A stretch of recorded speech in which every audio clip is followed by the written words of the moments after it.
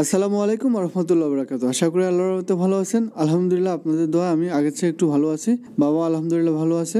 বাবা হাঁসের ঘরে চলে আসছে। ঘরটা পরিষ্কার করা হয়নি, অনেকদিন হয়েছে। তো আমরা প্রতি 15 থেকে 20 দিন পর পর ঘর পরিষ্কার করার চেষ্টা করি। আজকে এই ভিডিওটা দেখানোর পিছনে একমাত্র কারণ হচ্ছে, একবার কমেন্ট করে বলছে যে আমরা কিভাবে হাঁসের ঘরটা পরিষ্কার করি। হাঁসে যখন পায়খানা করে তখন তো নরম থাকে, ওই সময় যদি আমরা দেখি তখন ঝাড়ু দিয়ে বাবা পরিষ্কার করে। এটা হলো প্রাথমিক। তবে যদি পায়খানা করার পরে শুকনো হয়ে যায় তখন তো সুপার গ্লুর মতো আটকে যায়, তখন একটু মুসিবত হয়। কারণ আমরা 10 থেকে 15 দিন পর পর এগুলা পরিষ্কার করা লাগে, তো প্রতিদিন তো আর পরিষ্কার করার ওই রকম সময় নাই। এই কারণে বাবা পরে ওই ঠেলা কাছি দিয়া আর ঝাড়ু দিয়ে এভাবে আস্তে আস্তে পরিষ্কার করার চেষ্টা করে। আর যদি বেশি সমস্যা মনে হয় তখন কি করি, আমরা এই ফ্লোরের মধ্যে পানি ঢালি দিই, একটু পরে যেমন 10 থেকে 15 মিনিট রাখি এভাবে, এরপর আস্তে ঝাড়ু দিয়ে আর ওই ঠেলা কাছি দিয়ে হালকা খুসানি দিলে সব পরিষ্কার হয়ে যায়। আজকে একটু নরম আছে, তার কারণে বাবা শুকনো অবস্থায় সুন্দর মতো পরিষ্কার করতেছে। তো আলহামদুলিল্লাহ মোটামুটি বাবা পরিষ্কার করা শেষ। দেখেন 10 দিনের ভিতরে কতগুলা পায়খানা হয়েছে। তো বাবা ওগুলা নিয়ে অন্য সাইডে রাখি দিছে, এগুলো আমরা ফালামো না, এগুলা নিয়ে আমরা অন্য কাজে লাগামো, জৈব সার হিসাবে আমরা ব্যবহার করি পরবর্তী সময়ে। হঠাৎ করে আমাদের একটা হাঁসের চোখ দিয়ে পানি পড়তেছে, বাবা এখনো ফাইন্ড আউট করতে পারে না এটা কি সমস্যা। তা আমার যতটুকু ব্যক্তিগত ধারণা সেটা হচ্ছে, আমরা এখনো হাঁসের গোসলের কোনো ব্যবস্থা করিনি। হাঁস এখানে পায়খানা করে, এখানে খাওয়া দাওয়া করে, সম্ভবত অ্যামোনিয়া গ্যাস হয়ে চোখের সমস্যা হয়ে গেছে, যেরকম মুরগি করা যা হয় ওই রকম কিছু হইতেছে। এই কারণে চোখ দিয়ে অটোমেটিক পানি পড়তেছে। এর ঠিক মতো খাওয়া দাওয়া খায় না, দিন দিন শুকায় যাইতেছে। তো ইনশাল্লাহ আমরা খুব দ্রুত এদের গোসলের জন্য একটা ট্রের ব্যবস্থা করব। যেহেতু এর চোখের সমস্যা, বাবা এটা আলাদা করে হেলাইছে।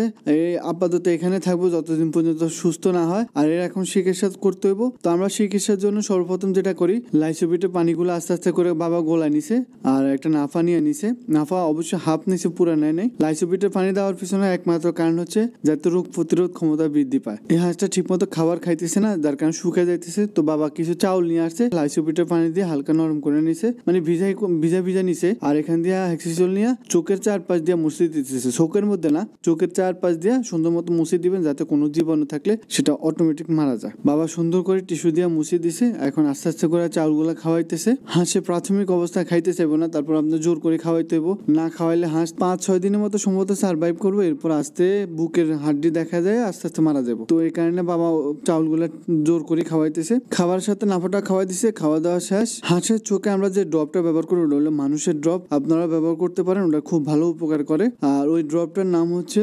সিবোড্যাক্স ব্যাট, খুব ভালো কাজ করে। আমরা মুরগির মধ্যে আগে ব্যবহার করছি, তো হাঁসের মধ্যে ব্যবহার করতেছি। আপনারা দিনে অন্তত 3 বার ব্যবহার করার চেষ্টা করবেন ড্রপটা। যদি 3 বার না পারেন অন্তত 2 বার ব্যবহার করবেন। এভাবে কন্টিনিউ 3 থেকে 4 দিন করার পর ইনশাল্লাহ সুস্থ হয়ে যাবো। আমাদের হাঁসটা কি সুস্থ হয় না অসুস্থ থাকে, অবশ্যই আমি আপনাদেরকে পরবর্তী ভিডিওটা আপডেট দেওয়ার চেষ্টা করবো। মিনি আর মিনির মেয়েগুলো এখানে শুয়ে রয়েছে। দেখেন আমার কাজিনের ছেলেটা চলে আসছে, লিওর সাথে মজা করতেছে। আসলে আমি ছোটবেলা এত সাহস আমার ছিল না, কিভাবে এত সাহস হয়। আজকালকে জেনজি একটা কথা আছে না, এত সাহস।